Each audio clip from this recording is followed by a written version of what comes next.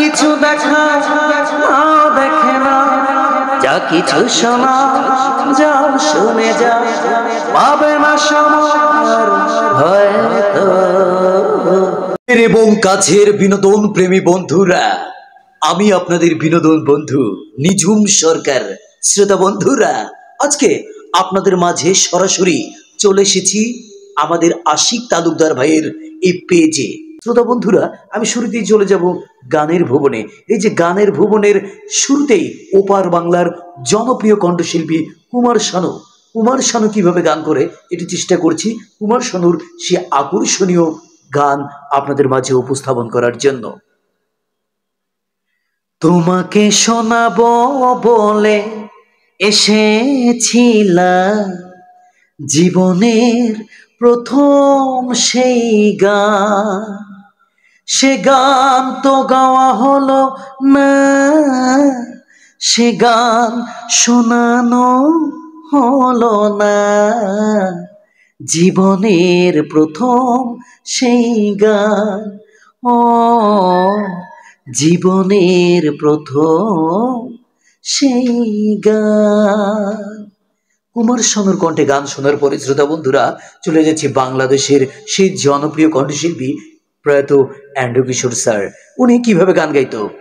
যা কিছু দেখা নাও দেখে না, যা কিছু শোনা যাও শুনে যাও, পাবে না সময় আর হয়তো, জীবনের গল্প আছে বাকি অল্প, জীবনের গল্প আছে বাকি অল্প।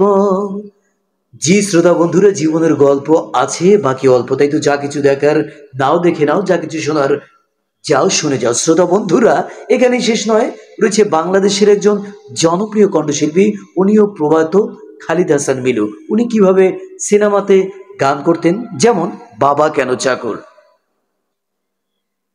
কেন নিয়তির কাছে বারে বারে হেরে যায় মানুষ এমন, আমার মতো এত সুখী নয় তো কারো জীবন, কি আদর স্নেহ ভালো বাসা জড়ানো মায়ার বাঁধন, জড়ানো মায়ার বাঁধন।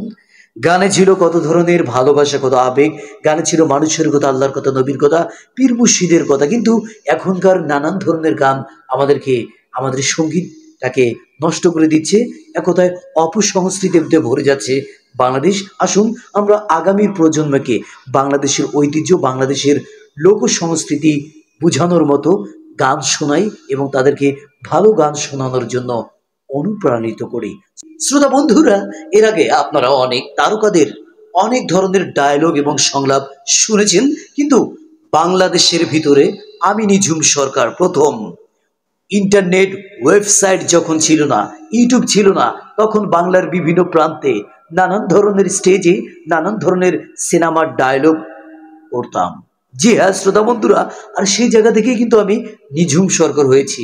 এই বিষয়টা আপনাদেরকে জানার কারণ হচ্ছে, বাংলাদেশের ভিতরে সিনেমার নায়ক নায়িকা তথা চলচ্চিত্রের আর্টিস্টের পর কোনো আর্টিস্ট যদি ডায়লগ দিয়ে থাকে, সেটা হচ্ছে আমি নিঝুম সরকার এই বাংলার বুকে। তখন ছিল না ইউটিউব, তখন ছিল না ফেসবুক, এটা আমার নাম দিয়ে আপনারা সার্চ করলেই, যোগাযোগ করলেই আপনারা বুঝতে পারবেন শ্রোতা বন্ধুরা। তাই আজকে আশিক তালুকদার ভাইয়ের রিকোয়েস্টে এবং তার চ্যানেলটিতে একটু ডায়লগ আপনাদের মাঝে খালি কণ্ঠে দেওয়ার চেষ্টা করব।